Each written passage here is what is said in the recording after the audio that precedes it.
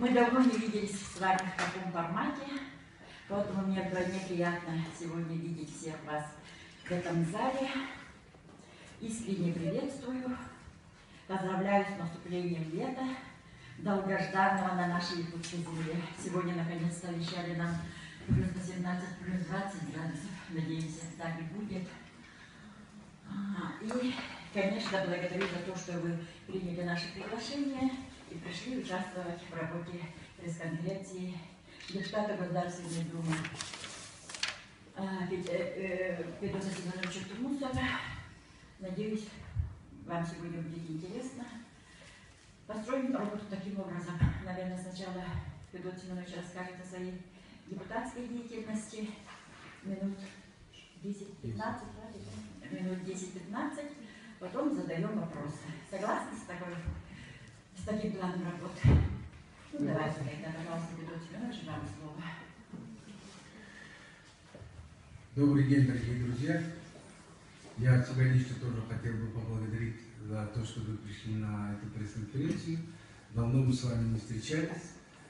Значит, во-первых, я хотел бы проинформировать вас о той работе, которая, о своей работе, депутатской работе и о своих ближайших планах на предстоящие 2 недели. Да? Ну, естественно, ответить на все ваши вопросы. Во-первых, в этом году, вступив в этот год, я принял решение посетить все арктические наши районы. И в этой связи, в этом году я уже побывал в Бабыйском районе, Нижнеколымском, Верхнеколымском, Ежиганском районах. И сегодня я вылетаю в Оленевский.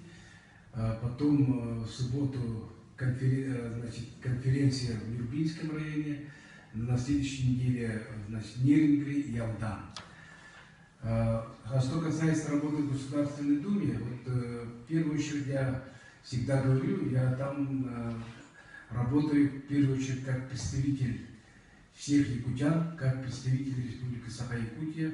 Поэтому по результатам поездки, изучения социально-экономической ситуации и по результатам встреч с избирателями я пытаюсь найти пути решения тех проблем, которые ставят передо мной избиратели и руководители органов местного самоуправления. Кстати, с органами местного самоуправления мы заключаем соглашение, в этом году начали такую практику, с тем, чтобы те вопросы, которые очень актуальны для муниципалитета,